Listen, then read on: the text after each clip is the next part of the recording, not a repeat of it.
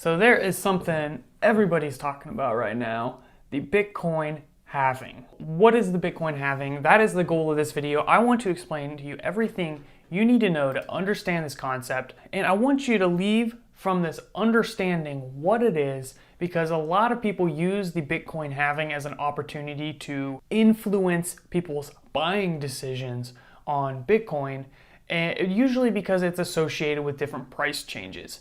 Now, I am not going to get into the financial aspect of what you need to do. I'm not going to tell you to buy Bitcoin or sell Bitcoin. That's up to you. That is up to your research. My goal here is for you to leave knowing what the heck it means and why. So we're going to be looking at a lot of different stuff. So consider this your little research project, except I did all the work. You're welcome. So be sure to slap that subscribe button. And if you're new to this channel, Currency is designed for personal finance, investing, and cryptocurrencies. So all kinds of fun stuff. So please be sure to subscribe, and yeah, let's get started. So the very first thing you need to understand, and we're not gonna, oh man, it drives me bonkers. Anytime you look up anything on the internet, you can look up like Bitcoin halving. It's like, but first, what is Bitcoin? What is blockchain? What is the internet? No, we're not going to do all of that. I'm assuming basic knowledge of Bitcoin and cryptocurrencies. Otherwise, you wouldn't be interested in the Bitcoin halving. But we are going to go over some of the essentials you need to understand in order to process what the halving is. So Bitcoin is a digital currency built on a technology known as the blockchain. All of our transactions, such as me sending you money or you sending me money, are stored in blocks, and these are sequenced and they are chained, hence the word blockchain. Now, a new block is created about every 10 minutes. And when a new block is created, the person who created this block gets rewarded a certain number of Bitcoins. And when Bitcoin started, the reward was 50 Bitcoins. And every so many blocks, the reward is halved. So it started at 50, then it went to 25, and then it went to 12.5, which is what we're at right now, unless you're watching this in the future. But this concept is going to stay the same. And then it's going to go to 6.25, which you may be at that if you're watching this later this year. This is important because the reward for Bitcoin mining is cut in half. So it's much less incentivizing, and as a result, everything changes. So what we're going to do is we're going to explore various things so we can really grasp the concept of this. So this is the Blockchain Explorer, where you can see any of these blocks. So, for example, this is the most recent block that was created. We can select that and we can go in and look at the details. Scrolling down, you'll notice that there is a block reward of 12.5 Bitcoins. So whoever mined this block won 12.5 Bitcoins, which at the time of this video is worth like $100,000. So it's not insignificant. They also get a fee reward of like 0.05, which is significantly less than 12.5, but it's still a reward. So the halving is when this 12.5 will no longer be 12.5, it's going to be 6.25. So the block reward and the fee reward are combined into one transaction. And if you scroll down, you can see that transaction. So this is the number of Bitcoins, and these Bitcoins are given to the person who mined this block. And this is a concept known as a Coinbase. So we can take a look at the Bitcoin wiki, and there's a paragraph in here, a Coinbase transaction. It's always the first transaction that appears in every block. It starts at 50 and is halved every 210,000 blocks, which is about every 4 years. So a new block is created about every 10 minutes. In order for us to get 210,000, that's going to take about 4 years. Now we're going to take a look at this difficulty thing in just a minute, but before that, let's just take a look at how this has appeared over the history. So here's another wiki article, and you can see the dates progressing, and you can see that this is the reward. We got 50, 50, 50, 50, and then it halves to 25. And it did that when we reached 210,000 blocks. Again, 4 years later, it's halved to 12.5 at 420,000 blocks. And it's going to be done again here very soon in the next upcoming couple months. You can find timers which estimate this if you want a countdown. So this is bitcoinblockhalf.com. And this is going to estimate in about 113 days the halving is going to happen. So at this point, you should understand what the halving is. It's basically the reward is cut in half for the miners. And when it comes to mining, that's something you could talk about for hours, but basically we have a bunch of nodes that are decentralized across the world competing for these 12.5 Bitcoins, or 6.25 if you're watching this a little bit in the future. And the way this works is each one of these nodes is guessing these inputs to a hashing function, and only one is going to get the correct answer, and that's the one that gets the Coinbase transaction of 12.5 Bitcoins at the time of this video. Now, what happens when we cut the reward in half? Well, that is what everybody is speculating. Now, we can speculate when it comes to cost. How is this going to affect the cost of Bitcoin? And if you're watching this looking back, let's just see what the cost of Bitcoin is right now. You can see we are at $8,500 about. And that's been fluctuating. You can see just a little bit ago it was down to 7,000. So I'm really curious looking back if this is going to be like really cheap or really expensive or what. We don't know. But when you cut the reward for something, that obviously is going to change the way people are pursuing it, right? Because now they're less incentivized to do it. And this brings up a concept known as difficulty. Now, I sound stupid saying a concept known as difficulty because we all know what difficulty is. It's just how hard something is. But in the context of Bitcoin, it's an algorithmic parameter that can be changed to affect how long it takes to create a new block on average. And it's always on average because there's no concept of progress with blocks. You either get the right answer or you don't. So it's very possible that a block could be created in a minute or it could be created in 20 minutes. But on average, it's going to be every 10 minutes. And there's charts that show this. So here is one showing the difficulty. And over here on the left is the difficulty quantification. And you can scroll down to choose your time frame. So for example, let's go all time, just to really see what it looks like. And you can see that the difficulty to mine a block has gone up over time.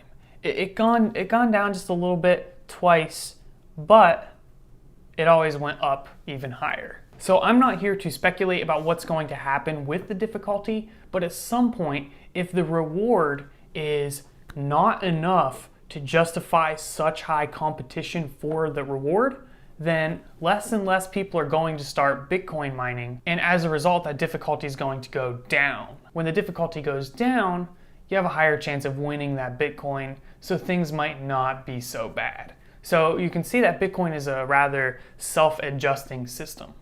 So how is this difficulty calculated, and what exactly changes to make it more difficult? First, let's talk about how the difficulty is calculated. And you can find this in the Bitcoin wiki. You can see that every 2016 blocks, every 2 weeks or so, all the Bitcoin clients compare the actual number created with the goal and modify the target by the percentage that it varied. In other words, if we mined too fast, it's going to become more difficult. Sorry.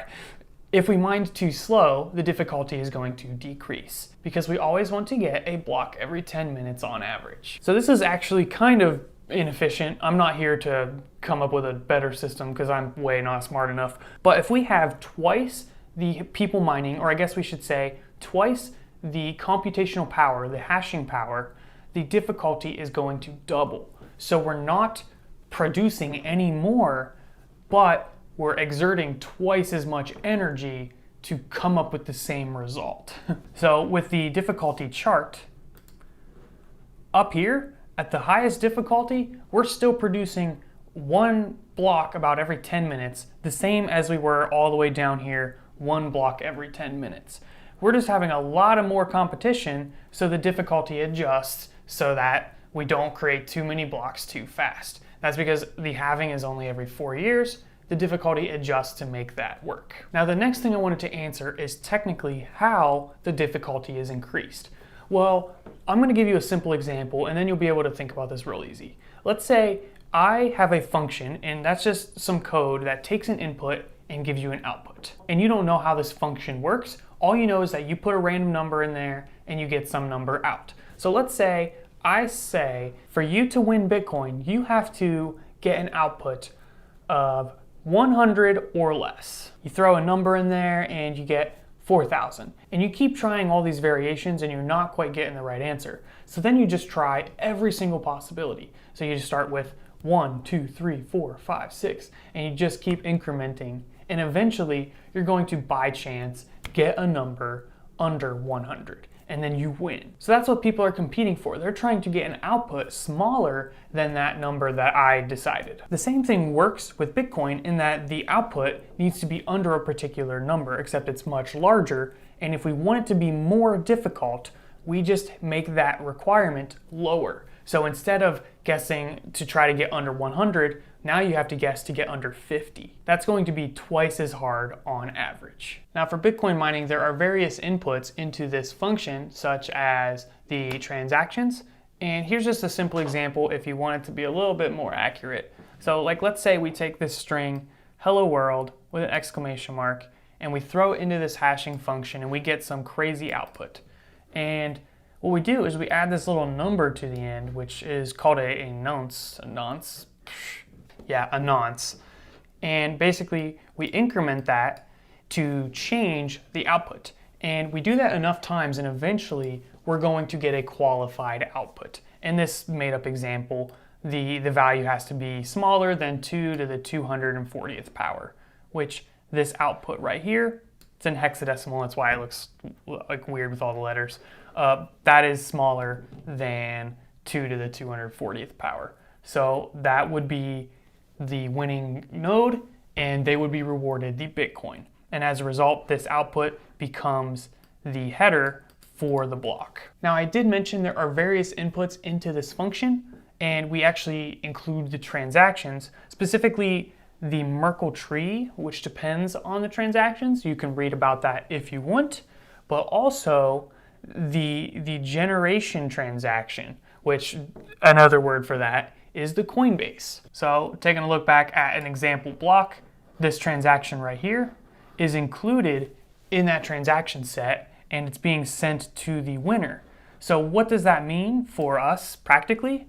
It means that each one of the miners has a transaction that came out of nowhere essentially, which makes every single miner competing to find a unique data set, because yours is going to be different than mine, because my Coinbase transaction is going to be sending money to me, yours is going to be sending money to you. So every miner is going to be hashing a unique data set. Now we're getting into like the details of Bitcoin mining. That's not the goal here. I'm just trying to give you guys a little bit of extra substance than some of the articles you find online. Now the question is, what happens when we don't have any more Bitcoins to reward? Well, at that point, no more Bitcoins are rewarded and we're going purely off transaction fees. So taking a look back at a block, you can see that there is a fee here. The fee reward adds up to this amount right here. So obviously that is a whole lot less than the block reward. So it's a little concerning. What's gonna happen after there's no more Bitcoins to reward? My theory, and I really don't know, I'm seriously just theorizing here, is that because the Bitcoins are no longer going to be rewarded, the difficulty is going to go down because less people are going to want to do it. And because stop it. And let's just say the difficulty goes down so much that at some point, Bitcoin mining becomes worth it just to get the fee. Like as an example, if Bitcoin mining was 100 times easier than it is right now, that fee would probably look pretty good because you could get a lot of them. It would be a lot easier to get enough hashing power that you win on the regular to make that fee worth it. Is that what's going to happen? I don't really know. It's probably going to find some in-between state where the competition is just enough to make the fee worth it. It's competitive, but people aren't going to be making millions and millions and millions of dollars Bitcoin mining in their mom's basement. So I'm curious to see how that averages out over time, and let me know what you guys think. It could also be that the fees go up and that makes it worth it. It's really hard to say. So that is your introduction to Bitcoin halving.